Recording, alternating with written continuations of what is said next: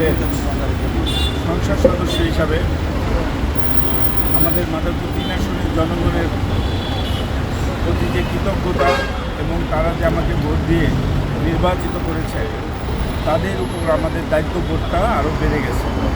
তারা দোয়া করবেন আমি যেন তাদের সেবক হিসাবে আমি আগামী 5 বছর যেন তাদের পাশে থাকতে পারি, আর এই আসনের সকল উন্নয়নমূলক যে সকল কাজ মানুষের যে মৌলিক চাহিদা সেগুলো যেন আমি পূরণ করতে পারি।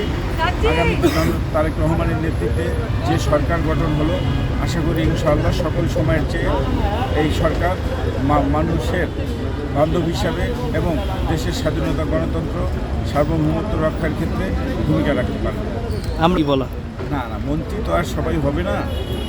মন্ত্রী যারা আমাদের পার্টির চেয়ারম্যান জনাব তারেক রহমান সহ আমাদের সিনিয়র নেতৃবৃন্দ যাদের সিলেক্ট করেছে, আমি মনে করি প্রথম পর্যায়ে তারা পারদর্শী এবং তারা ভালো করবে।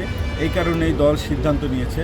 আমরা রাষ্ট্র পরিচালনায় আমাদের দলের সিদ্ধান্ত এবং যারা হয়েছে তাদেরকে অভিনন্দন জানাবো এবং সারা বাংলাদেশের মানুষই তাদেরকে অভিনন্দন জানাবে, এটাই আমি ধন্যবাদ।